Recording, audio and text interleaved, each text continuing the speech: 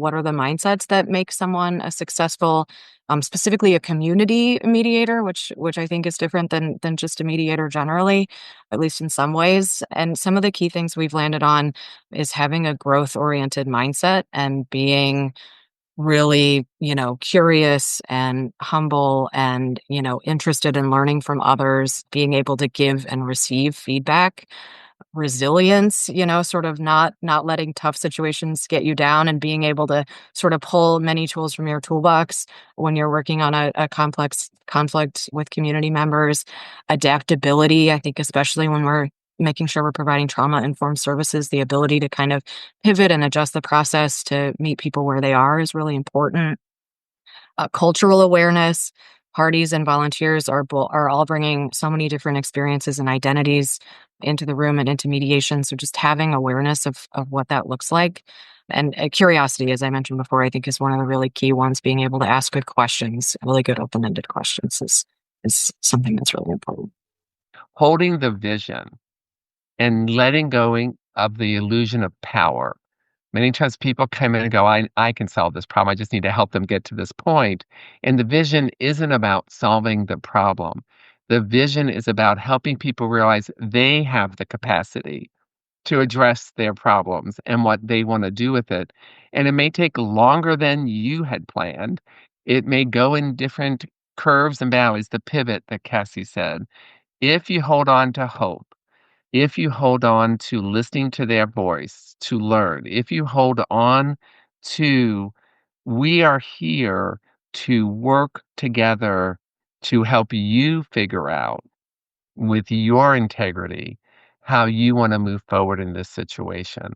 And I think it takes individuals that are willing to know that when you walk into this space, you're holding the space. That is your power. Everything else is up to the people in the space.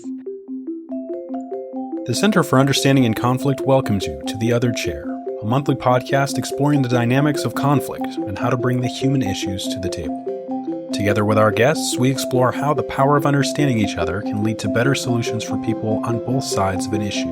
We will also share tips for managing your own mediation practice, approaching conflict in the professional world, and ways to apply our understanding-based model in your personal life. Hello to our listeners, and welcome to The Other Chair. My name is James Dyke. Today's guests are Cassie Lively, Executive Director of the Center for Conflict Resolution, or CCR, in Chicago, and D.G. Mawn, President of the National Association for Community Mediation, or NAFCM.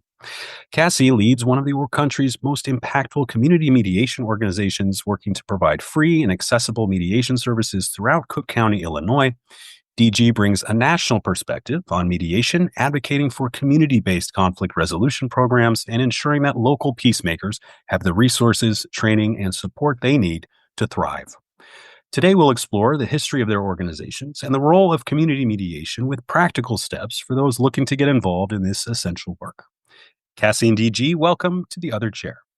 Let's jump in. Many of our listeners, especially within the center's community of conflict resolution practitioners, start out or look to start their conflict resolution work in mediation centers. And I was hoping that we could begin with an overview of the organizations that you both represent and their history and the type of work that you do. Thank you. And hello to everybody listening. If you're interested in community mediation principles have been with us for thousands of years. Our modern history of this here in North America started in the U.S. in 1964 with the Civil Rights Act Part 10, which the government went to fund the development of centers around the country that they referred to as America's peacemakers. These centers were to help hold space for people that were in the middle of a disruption, disagreement, or disturbance that impacted their ability to be together. NAFCM itself was formed in 1994, 30 years later, through 3 series of meetings in Portland, Oregon, in Las Vegas, Nevada, and in Albuquerque, New Mexico, where they decided several important things that we still build on today. One was what we call the 9 hallmarks, which are our principles of how we serve each other. And Cassie, of course, will talk more in depth on that with her work in the center. We also went with the decision of calling it community mediation. because it was a term not used as commonly as it was with other centers at the time. The stress is on community, and that's why it came first. And mediation was from the Civil Rights Act to mediate, to find balance. So it wasn't and is not referring to a particular legal practice. It's referring to the ability to find that center of hope. And NAFCM's charge from this founding was to make sure we supported our centers by aggregating their wisdom, advancing their work, and amplifying their voice so everyone in the community knows they have a place that they can go to when in conflict, to sit with that conflict, lean into that conflict, and hopefully be able to come to next steps with it. Thank you, DG. Cassie, did you want to add to that? Yeah, I'll just jump in and talk a little bit about Center for Conflict Resolution. I think CCR is a really good example, as DG outlined, the role of the 1964 Civil Rights Act in creating this idea of community-based peace builders. And CCR was one of the earliest community mediation centers that was founded. And back in 1979, it was still really a pretty radical idea for how to improve access to justice, especially for people of limited means, and build that infrastructure for community-based peace building.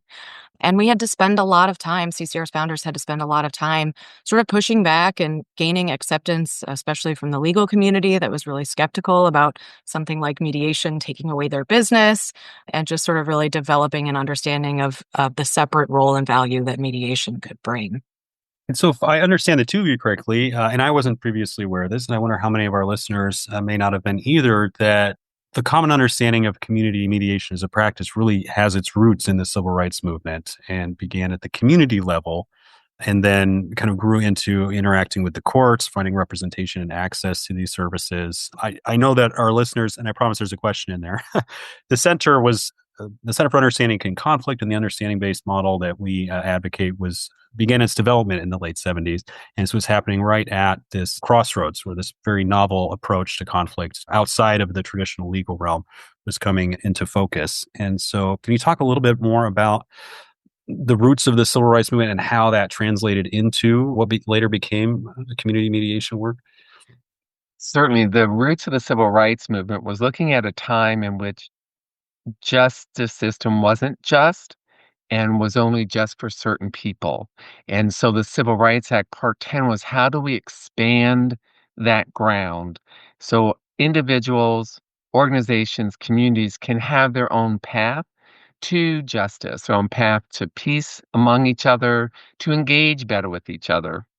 And so the federal government, the US federal government, first with the Nixon administration, funded the establishment of these community-based centers. The only thing they were asked to do was to stay within the frame of the law. As far as anything else was concerned, you went to the person who could hold the space the best. You went to the person the community trusted the best. And so from that grew these centers. They were called at that time neighborhood houses, justice boards, a variety of different names, meaning that this was the place the community decided how was going to move forward on whatever issue, whether it was over mowing a lawn or noise or how they were being treated at the school. So all those things anchored in the community, developed by the community, and then for the governments, whether it be county or city, they would report how things got resolved, what that resolution was of it, and the city would then accept it or the county would accept it. And so it was something that allowed the justice system to be experienced by everyone who was in conflict and being led by those in conflict. So those in conflict decided, what are we going to do here? And the several cities have commented, this is in research done through Kennesaw State University, that people actually paid higher fines and did things to address the community harm that they wouldn't have had a legal right to do, to ask, but the community members were willing to do that. And they also found that it then sustained that resolution. They didn't have to come back in with policing, they didn't have to come back in with another judge. The issue actually got resolved because those who were in the conflict resolved it. Was there a particular approach that was taken in those early days? For example, I know that one of the more common is shuttle mediation, where an individual kind of runs back and forth between two parties, where volunteers or community mediators essentially adjudicating an issue for two people or two parties in conflict in lieu of the courts. What was that initial approach like? The initial post, as best as we know, was not mediation as lawyers have defined it and as the government defined it. If they wanted that, they would have said that in the act. The US government's been doing formal mediation since the 1840s. They know what they're doing. They didn't use that term. They used the term to mediate. And so many of these groups use what we now call today facilitated dialogues, restorative justice circles, coaching, if you will, of really helping listen to people and say, have you tried this? Do you want to think about talking to this person this way? So it was a variety of skill sets needed that are still today in our centers. 10% of our members, and we have over 400 at this point, don't even do big M mediation, which is what we call the lawyer term. More than 70% of our centers do some type of restorative circle work and listening work. Almost all the centers do facilitation and do training. Cassie Center is a leader in the training module and what they do in that effort. So it is much larger than the term our founders gave us by calling it mediation. So at CCR, we primarily do use a facilitative model of mediation, but we also do large group facilitation. We also do restorative justice based work with youth. So we really kind of carry out our mission in a lot of different ways and have been really creative about how to grow and kind of get where we are today. So CCR started as a really small storefront in the Uptown neighborhood on the north side of Chicago in 1979. And their hope was that people in the community would just come and see the storefront and bring their conflicts there, and quickly kind of realized they had to get a little more assertive in getting the word out and building relationships with other organizations in the community, with the court system. They took out ads on CTA buses to sort of get the word out that mediation was an option people could access. And at some point in the 1980s, the center moved to a location downtown, which was more central for sort of all parts, all neighborhoods in the city to access. And we did develop those relationships where we get referrals from the court system, we get referrals from other community organizations. People can still call us directly and open a case for mediation at any point in their conflict. And as DG mentioned, training is a really important way that centers bring in revenue to support the work that we do. There's a lot of other funding sources that people use too, but people pay to take our 40-hour basic training, people from all different professional backgrounds who want to add a new skill.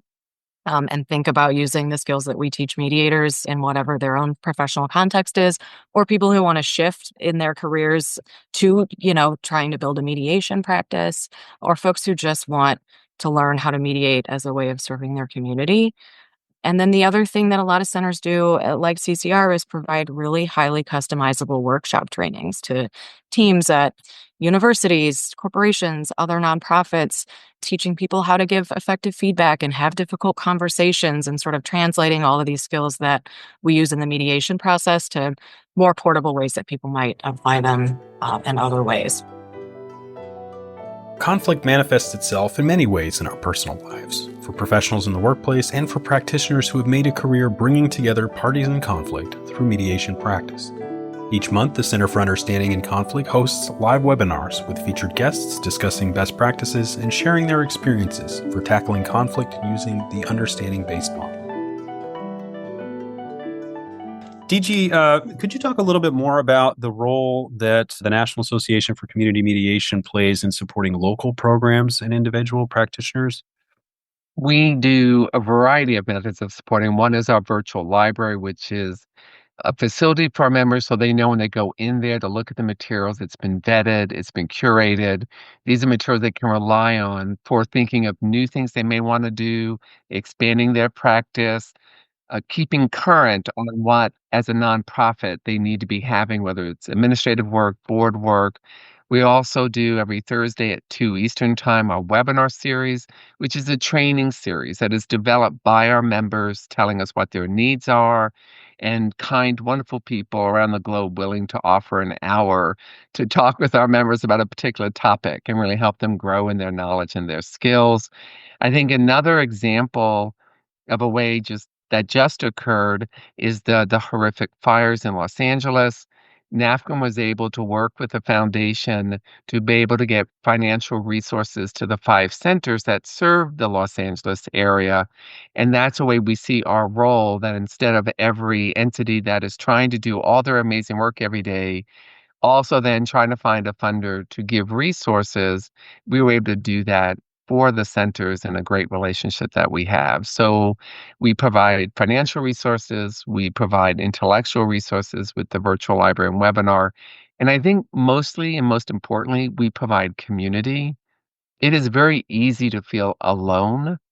It is very easy to feel like no one else gets this.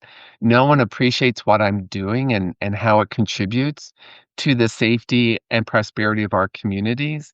And so part of our role is to make sure we are helping others outside of providing the service really appreciate what's going on. That's why I'm so grateful, sir, that you offered this opportunity so we can have this conversation with the folks that you connect with and know that they're not alone and they may have cousins down the street that's cremation center that they may want to talk with and see how together they can both achieve some of the vision that they share.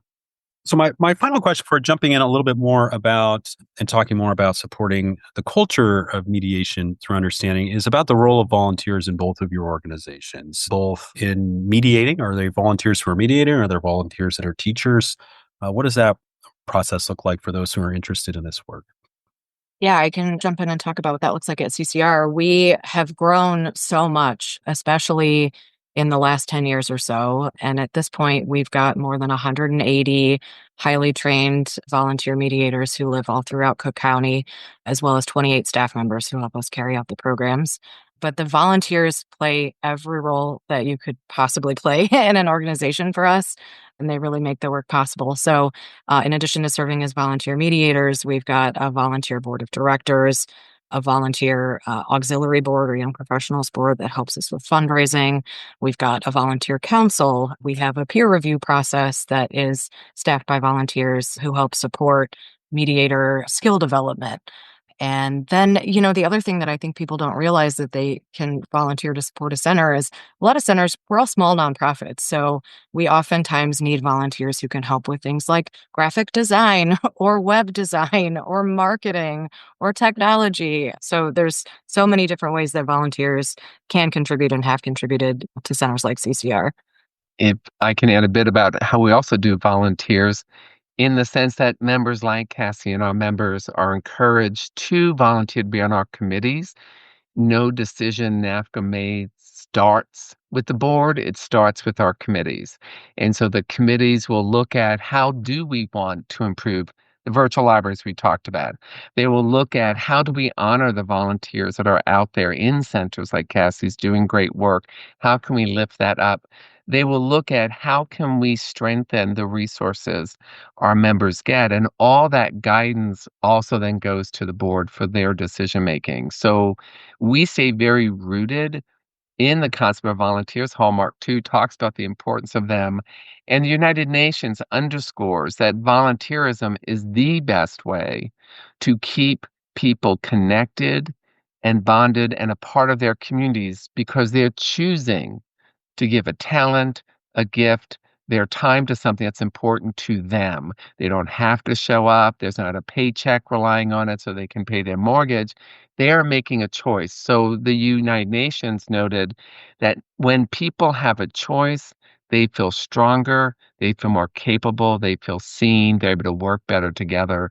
So we're excited with all the ways that we support volunteers, including another funder who allowed us in 2020 spin to Zoom grants for our members so that they can go online. So volunteers can also volunteer online, not just in person, if the center is uber far away from them. So love the question, and we couldn't do what we do without them. And if I may underscore, the volunteers keep us anchored in the community. There is this tendency where professionalism which is needed so you have quality and integrity, gets to a point where it's no longer attached to what was the vision and mission of why we're doing what we're doing. And the volunteers keep us anchored in that, which is so critical for the work of community mediation. I think the other really key thing to kind of build on that, DG, is our volunteers find it so meaningful to participate in building the next generation of new mediators. And so we've got volunteers we have staff members who lead our 40-hour training, but the heart of the training is simulations where learning mediators get to practice and they work with a coach in all of those simulations. And those are all volunteers for us who have their own really rich experience in mediation, who come from all different parts of the county that we serve. And one of the great benefits of how we do the training is that over the course of that 40 hours, each participant is going to work with at least 6 different coaches who are all going to bring different perspective and different skills and tips for learning mediators. And I think that's a really important one of the most important roles volunteers play for us. Throughout the year, the Center for Understanding in Conflict hosts in-depth basic and advanced certificate programs designed to train you to become effective mediators and conflict resolution professionals centered in the understanding-based model. Our training programs have been the gold standard in alternative dispute resolution for 40 years and is popular within the legal community with human resource professionals, ombudsmen, and corporate workplace mediation clients. Let's talk about the importance of training and professional development for mediators. DG, you brought up an important point about needing to pay the mortgage. And while volunteers play a large role in any small nonprofit continuing to make an impact in the community, there is still the need, and many, at least that I've encountered, who are looking to work in mediation are always also looking to build up their professional practice and be able to make a living helping people in conflict. And so what sort of support do your organizations provide in the training and development of volunteer mediators who are also looking to be professional paid mediators out in the world? Yeah, CCR has definitely had dozens of our volunteer mediators go on to build their own practice in a lot of different ways, and it looks different for each volunteer. But for most of the people who are taking our training, it feels like just a new way to maybe build on skills that they have already used in other ways in their career, and then also to add totally new tools to their toolbox. And so one of the things that's really cool to see is the different ways of practicing the skills in privately and still as volunteers that a lot of our mediators do. As part of the volunteer training process, which looks a little bit different at every center, for CCR, it's that foundational 40-hour training, which is pretty standard across the country. But then we have folks participate in a 3-month mentorship period after that, where they have the opportunity to get assigned to one of our most experienced mediators. And those folks come from all different professional backgrounds. So we also try to think about, what are the interesting pairings depending on what we know the goals of a given volunteer mediator might be. We might think about who we match them with as a mentor and how they could benefit each other and create new synergies and give each other new ideas during that mentorship period. The mentorship is really important because the learning mediators at that point get to observe real cases. They get to do additional simulated mediations. They might get to co-mediate with their mentor and see, live in the room, the skills that they can learn from the more experienced mediator. They also take some additional trainings that we think are really important for any context people are going to be mediating in, like how to make sure we're providing trauma-informed services to the clients that we're supporting. So we kind of build that in to the mentorship period so people can get a really wide variety of different types of experiences and more specific skills. And is this training provided to volunteers for free to support them volunteering for the community mediation centers, or is there some value in, value out proposition there? It's a mix. So we have a lot of volunteers who, can afford to pay for the training and gladly do so as additional way of supporting our work.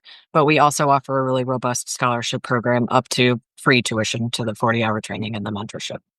I did want to add that we hope we add some value to that as well through the webinars I had mentioned, which is on demand at any time. And a lot of our centers will use those webinars for some of their ongoing training with their volunteers, not just at 2 p.m. on Thursdays Eastern Time, but whenever their volunteers meet together. So we also have a booklet that people can download online that highlights some of the premier training centers around the country that mix and are embedded in community mediation.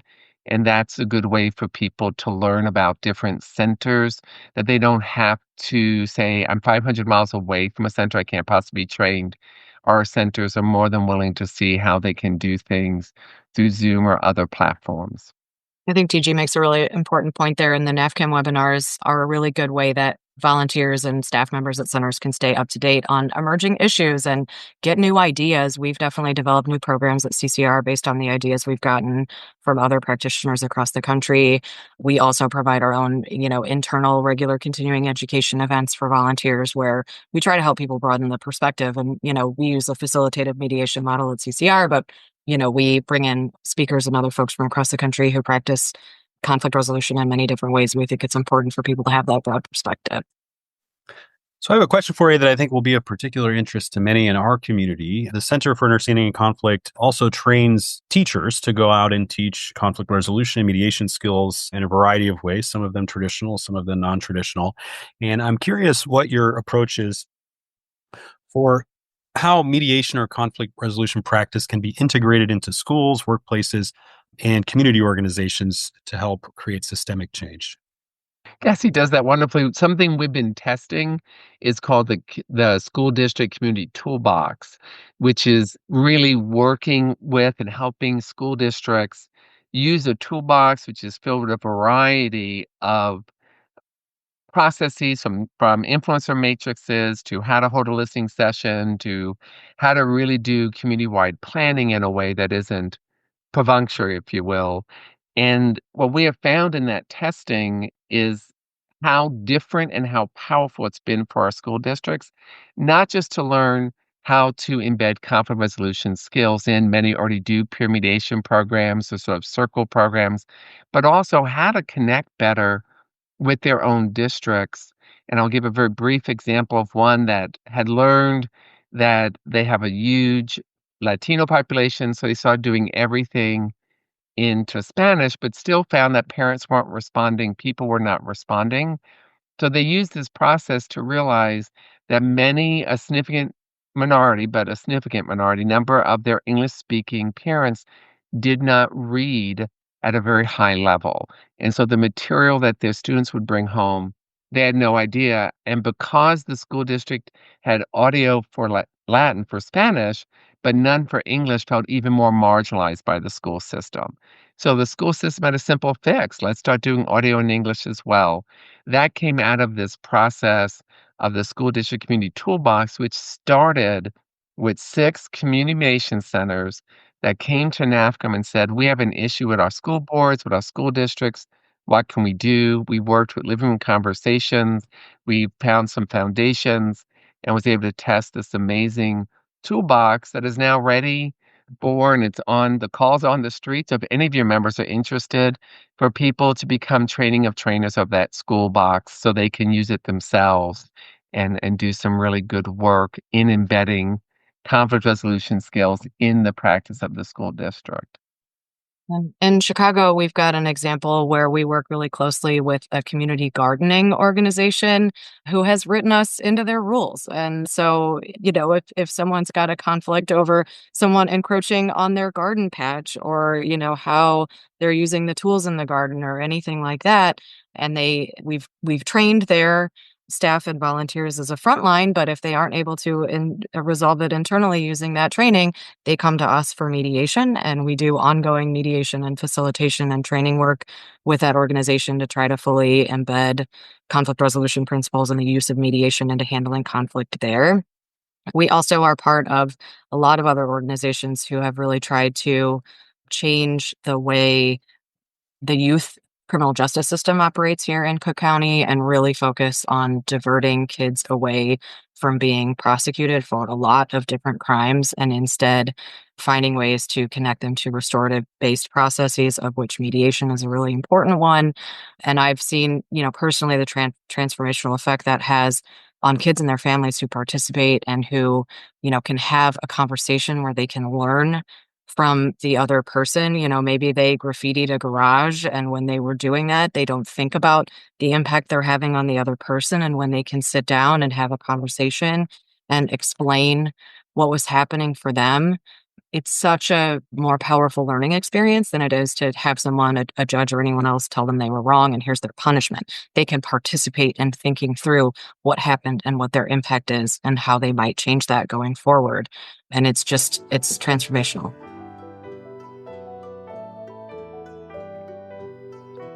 This podcast is supported by our CUC Connect members, whose yearly membership includes free attendance to our live monthly webinars, 12 additional featured recordings of past training events, and support from our network of certified trainers for continued professional development. Consider joining CUC Connect today and dive deeper into the understanding-based model.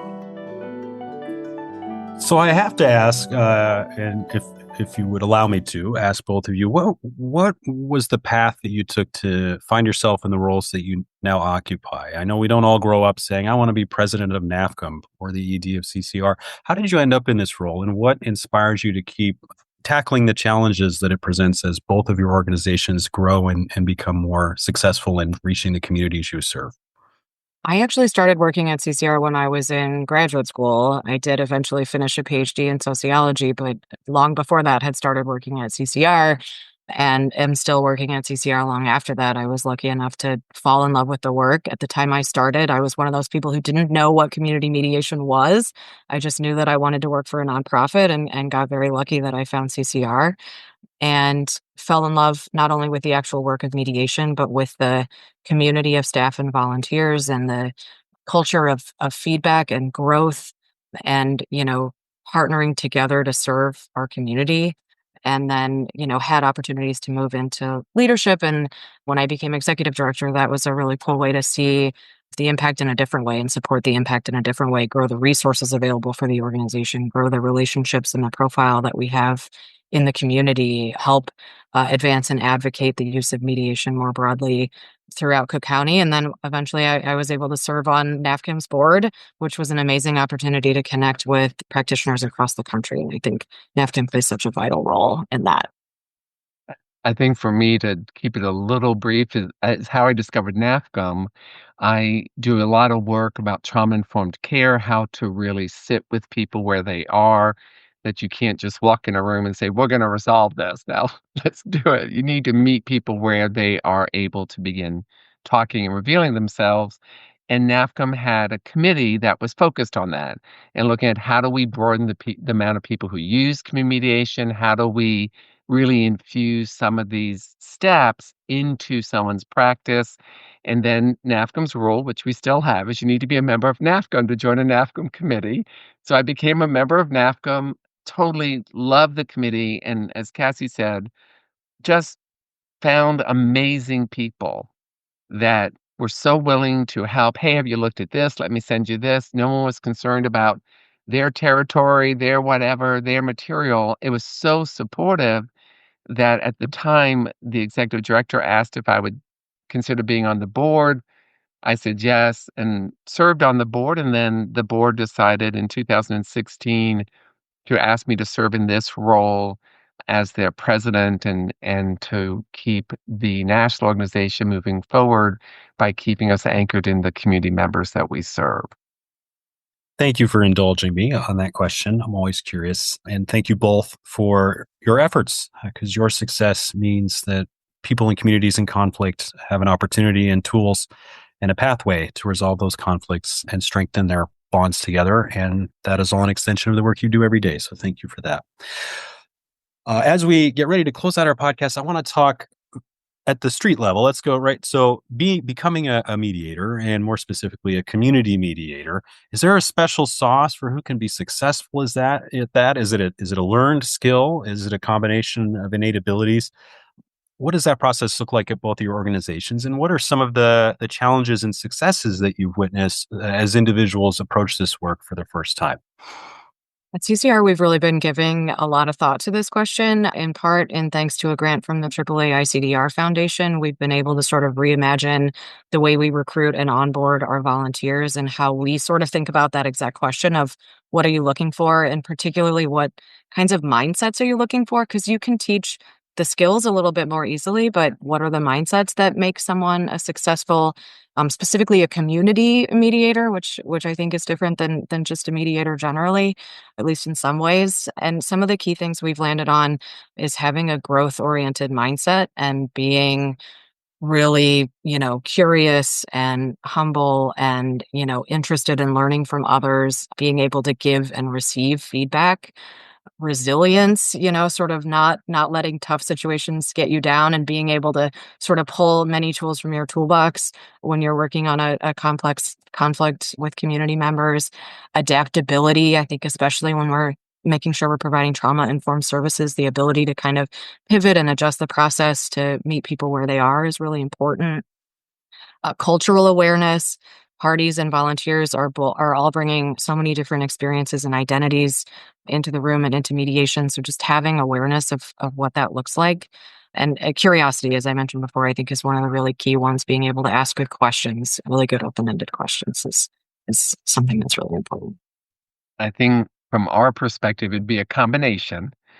I probably side more personally, it's more innate than something that can be absolutely taught to someone who doesn't have some of the skills and the values that Cassie went over. We've been fortunate not only with AAA resources, but with Jan's Foundation resources to every year help relook at that. What does it take to do work with veterans? What does it take to do work with houseless? What does it take to do work with immigrants?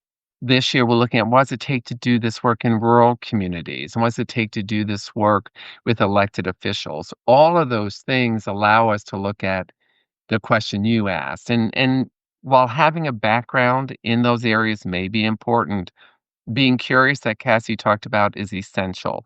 Holding the vision and letting go of the illusion of power. Many times people come in and go, I can solve this problem. I just need to help them get to this point. And the vision isn't about solving the problem.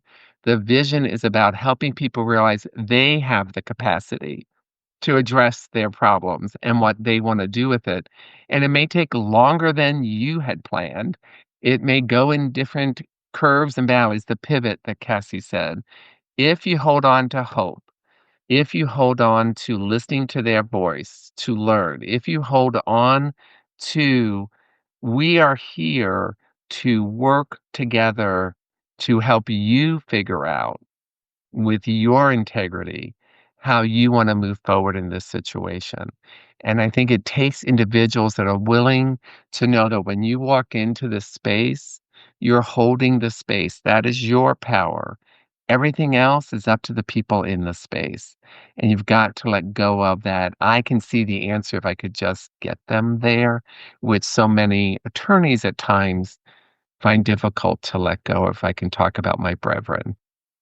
PG, I 100% agree that's the most powerful thing and the most gratifying thing, especially to watch new mediators learn and see that, because you can tell them that all day, and until they see it happen in the process, that really brings it home. I think the other thing for that we can look for volunteers to bring us is, as you mentioned earlier, that connection to community. One of the things that's most important to us and to other community mediation centers is being really responsive to the particular needs that their community is facing at that time. CCR has done that in a number of really specific ways over, the history of our center, but most recently in eviction response. And I know that's been true of a lot of other centers across the country. And volunteers are a really key role in sort of seeing how we can assist in that and where we can assist in that. CCR has had a pilot program for community police mediation that was really impactful to address an issue that's been really important here in Chicago.